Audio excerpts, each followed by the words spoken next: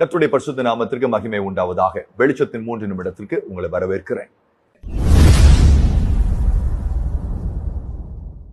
இப்ப நடக்கிற காரியம் எல்லாம் சுற்றி பார்க்கும் பொழுது, யுத்தங்களை பார்க்கும் பொழுது, பஞ்சங்களை பார்க்கும் பொழுது, பற்றாக்குறைகளை பார்க்கும் பொழுது ஒரு காரியம் புரியுது. நம்ம கடைசி காலத்திற்குள்ளாக, நிமிடத்திற்குள்ளாக வந்திருக்கிறோம்.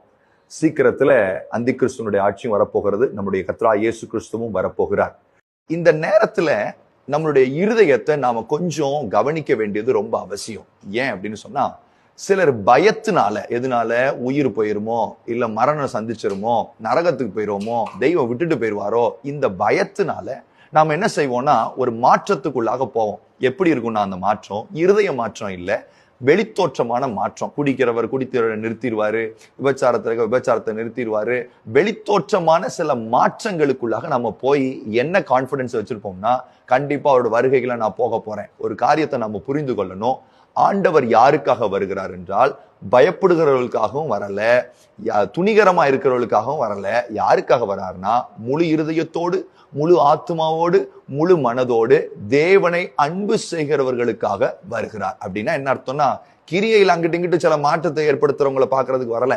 இருதயம் தேவனையே சார்ந்து அன்பு கூறுகிற ஒரு இருதயத்தை பிடிச்சிட்டு போகிறதுக்கு அவர் வரார். அப்போ இதுக்கு ஒரு ஆயத்தம் ஒண்ணு அவசியம். அதனாலதான் வசனம் ரொம்ப அழகா சொல்லுது, கிருபாசன தண்டைக்கு பயத்தோட வாங்கள் அப்படின்னு எழுதல, இல்ல துணிகரத்தோட வாங்கள் அப்படி எழுதல. எப்படி எழுதுதுன்னா, தைரியத்தோட வாங்க.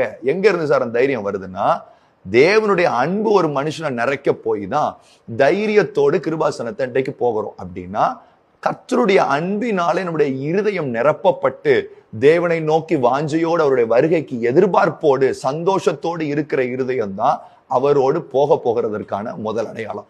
இந்த ஆயத்தம் ஒரு நாள்ல இன்ஸ்டன்டா வந்துடுறது இல்லை. அதனால இந்த கடைசி நாட்கள்ல சபையை ஆண்டவர் எப்படி இதுக்கு ஏற்றாற் போல ஆயத்தப்படுத்துகிறார் என்கின்றத நம்ம பார்ப்போம். எஸ்தர் ராஜாத்திய அரண்மனைக்குள்ள கொண்டு போறாங்க. அப்போ மணவாளன் அங்க இருக்கிறார், ராஜா இருக்கிறார். ராஜாவை பார்க்கறதுக்கு முன்னாடி இந்த எஸ்தர் ராஜாத்திய கொஞ்சம் ரெடி பண்றாங்க. அதுல 2 முக்கியமான காரியம். ஒன்று என்னன்னா, நல்ல ஆகாரம். இங்கிலீஷ்ல ரொம்ப அழகா இருக்கு, ஸ்பெஷல் மெனு, ஸ்பெஷல் ஃபுட்னு இருக்கு. நல்ல ஆகாரம் நம்பர் 1.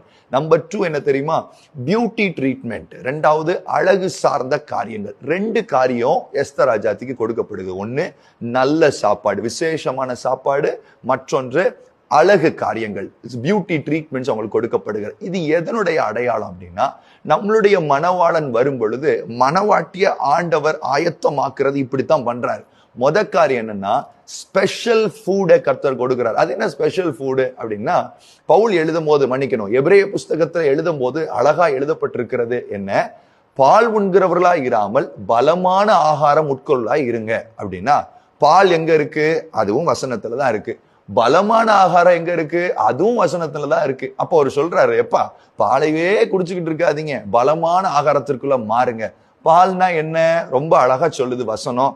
செத்த கிரியைகளை விட்டு மனம் திரும்புறது, பழைய பாவத்திலிருந்து விழுந்து எந்திரிச்சு மனம் திரும்புதல், ஆண்டவர் மேல மறுபடியும் விசுவாசம் வைக்கிறது, அவருடைய நியாய தீர்ப்பு. இப்படியே ரொம்ப ஃபவுண்டேஷன். இது பேசிக் இல்ல, ஃபவுண்டேஷன். ஃபவுண்டேஷன்லயே இருக்காதீங்கப்பா. இது ஒரு ஆழமான சுத்திகரிப்புக்குள்ள உங்களை தயார்படுத்தாது, உங்க உள்ளான மனுஷனை பலப்படுத்தாது. அதனால பலமான ஆகாரத்திற்கு போங்க. எது பலமான ஆகாரம் அப்படின்னு கேட்டா, தேவனுடைய சித்தம், ராஜ்யத்தினுடைய பணி, என் மேல கர்த்தர் வைத்திருக்கிற திட்டங்கள், நீதியின் வசனத்துல பழக்கப்படுகிறது. அப்படின்னா என்ன அர்த்தம்னா, நீதிமான் எப்படி வாழ்வானோ அந்த வாழ்க்கை தரத்துல உபதேசத்துல வளருங்க அப்படின்னு அழகா சொல்றார். அப்போ ஸ்பெஷல் ஃபுட் கடைசி நாட்கள்ல சபை அற்புதங்களையும் அடையாளங்களிலும் வளர்றது இல்ல, சரியான சாரமுள்ள பலமான உபதேசத்துல வளருகிறது ஒரு கடைசி காலத்தினுடைய அடையாளம். உங்களுடைய சபையும் என்னுடைய சபையும் உபதேசத்துல வளர்கிறதா, உங்களுடைய குடும்பம் என்னுடைய குடும்பமும் தேவனுடைய பலமான உபதேசத்துல வளர்கிறதா என்கின்றத நாம கவனத்தோட கவனிக்கணும். அது ஸ்பெஷல் ஃபுட். 2வது ரொம்ப ரொம்ப முக்கியம், ஆகாரம் கொடுத்து உடம்பெல்லாம் புஷ்டியான பிறகு அதுக்கப்புறம் வெளியில பியூட்டி ட்ரீட்மெண்ட் நடக்குது. புதிய உடன்படிக்கையில சபைக்கு கொடுக்கப்படுகிற பியூட்டி ட்ரீட்மெண்டோட பேர் என்ன தெரியுமா, மேக்கப்போட பேர் என்ன தெரியுமா, உபத்திரவம். உபத்திரவம். என்னுடைய விசுவாசத்தை சோதிக்கும்படி, என்னுடைய அழகை காண்பிக்கும்படி, என் தெய்வத்திற்காக நான் நிற்கிற அந்த அந்த விசுவாசத்தையும் பொறுமையையும் காண்பித்தாக வேண்டிய ஒரு நாட்கள். அப்படின்னா இயேசு வருகிறதற்கு முன்னாடி எல்லா சபைகளும், உலகத்தில் இருக்கிற அத்தனை கர்த்தரால நடத்தப்படுகிற உலக சபை அத்தனைக்கும் நான் சொல்றேன், அத்தனை சபையும் உபத்திரவத்திற்கு உள்ளாக போய் சுத்திகரிக்கப்பட்டு சுத்த பொன்னாய் கர்த்தர் வைப்பார். அதை அழகா கிளீன் பண்ண வேண்டியதெல்லாம் கிளீனிங் ஒண்ணு நடக்க போகுது. அதனால நீங்களும் நானும் எதற்கு தயாராக வேண்டும் என்று சொன்னால், உபத்திரவங்களுக்கு தயாராகணும்.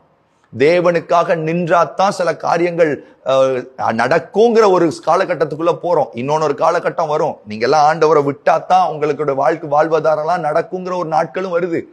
அதுக்குள்ள நீங்களும் நானும் நம்முடைய கர்த்தர் நம்மளை அழகுபடுத்த நினைக்கிறார். எப்படி அழகுபடுத்துவார்னா, உபத்திரவங்களின் வழியாய் கர்த்தர் நம்மை அழகுபடுத்துகிறார். அதனாலதான் அப்போஸ்தலர் நடவடிக்கைகள்ல அழகா சீஷர்கள் சொல்றாங்க, உங்க மனசை நாங்க திடப்படுத்த வந்திருக்கிறோம், விசுவாசத்துல நிலைத்திருக்கும்படி சொல்றோம். ஏன் தெரியுமா?